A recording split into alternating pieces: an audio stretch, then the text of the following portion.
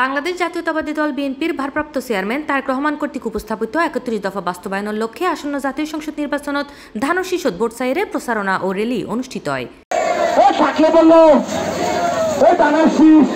চট্টগ্রাম মহানগর যুবদলের সাবেক ধর্ম বিষয়ক সম্পাদক মহিউদ্দিন মুকুলের নেতৃত্বে ধান ও শীষত ভোট দেবার আহ্বান জানাইলে এই প্রচারণা চালানো হয়।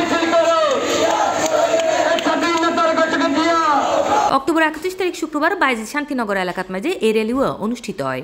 এই সময় উপস্থিত আছেন ৪৩ নং আমিন শিল্পাঞ্চল সাংগঠনিক ওয়ার্ড যুবদলের সাবেক যুগ্ম আহ্বায়ক মোহাম্মদ সুমন, পাঁচলাইশ থানা যুবদলের সাবেক সিনিয়র সদস্য মোহাম্মদ কুরবান আলী, রহিম, ইব্রাহিম খলিল, মোহাম্মদ বিপ্লব, আমিন শিল্পাঞ্চল ইউনিট যুবদলের সাবেক আহ্বায়ক মোহাম্মদ মানিক, সদস্য সচিব মোহাম্মদ রাজু ও ৪৩ নং ওয়ার্ড যুবদল নেতা মোহাম্মদ শাকিল। আপনারা জানেন বাংলাদেশে একটি স্বৈরাচার সরকার ছিল।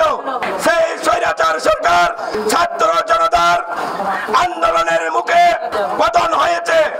আমরা দেখতে পাচ্ছি একটি দল এই জুলাইকে বিক্রি করে, জুলাইকে পুঁজি করে তারা দেশে অরাজকতা সৃষ্টি করছে।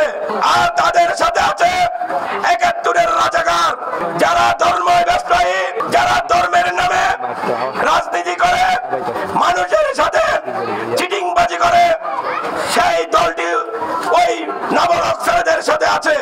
এছাড়া এই সময় আরো উপস্থিত আছেন ইউনুস, আলম মাঝি, মোহাম্মদ ইব্রাহিম, মোকাদ্দেস সহ স্থানীয় আরো নেতাকর্মী অক্কল। বলতে চাই আজকে C+ TV চট্টগ্রাম।